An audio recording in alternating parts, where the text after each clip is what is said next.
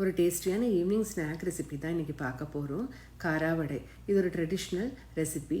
ட்ரிவாண்ட்ரத்துலலாம் ரொம்பவே ஃபேமஸ் இது. சின்ன சின்ன ஹோட்டல்ஸ்லாம் சாயங்கால நேரத்தில் வாங்க கிடைக்கும். ரொம்ப நல்லாயிருக்கும். எப்படி செய்கிறதுன்னு பார்க்கலாம் வாங்க. இதுக்கு ஒரு கப்பு இட்லி அரிசி 250 ml கப் எடுத்திருக்கேன். 2 டேபிள் ஸ்பூன் உளுந்து ஒன்றா சேர்த்து கழுவிட்டு 2 மணி நேரம் ஊற வச்சுக்கோங்க. அப்புறம் கடலைப்பருப்பு 2லேருந்து 3 டேபிள் ஸ்பூன் கழுவிட்டு அதையும் தனியாக அதே டைமுக்கு ஊற வச்சு எடுத்துக்கோங்க. ஊறின அப்புறமா தண்ணியெல்லாம் வடிய வச்சுட்டு இந்த அரிசியும் உளுந்தையும் மிக்ஸி ஜாரில் சேர்த்துட்டு கொஞ்சமாக தண்ணி விட்டு கட்டியாக அரைச்சிக்கோங்க. ரொம்ப ஸ்மூத்தாக அரைக்க வேண்டாம். இப்போ இந்த மாதிரி அரைச்சதை ஒரு பவுலில் மாற்றிக்கோங்க. இது கூட பொடியாக நறுக்கின பச்சை மிளகாய், இஞ்சி, கறிவேப்பிலை, பெருங்காயத்தூள் தாராளமாக சேர்த்துக்கலாம். சிகப்பு மிளகாத்தூள், உப்பு, அப்புறம் இட்லி தோசை மாவு புளிச்ச மாவு ஒரு சின்ன கரண்டி விட்டுக்கோங்க. இல்லைனாலும் பரவாயில்ல. அப்புறம் ஊற வச்ச கடலைப்பருப்பு அதையும் சேர்த்துருங்க.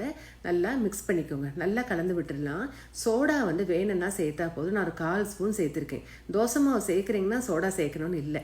நல்லா கலந்து விட்டுருங்க இந்த பதத்துக்கு. இப்போ எண்ணெய் சூடான உடனே கையால் இந்த மாதிரி மாவு எடுத்து சேர்த்துக்கோங்க. ரொம்ப ஸ்மூத்தாக உருண்டைகளாக சேர்க்கக்கூடாது. இந்த மாதிரி தான் சேர்த்தணும்.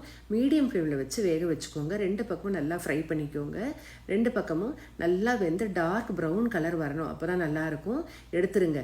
இப்போ வெளியில் பார்த்தீங்கன்னா நல்லா கிறிஸ்பியாக இருக்கும். உள்ளே சாஃப்டாக பஞ்சு மாதிரி உங்களுக்கு இந்த மாதிரி இருக்கும்.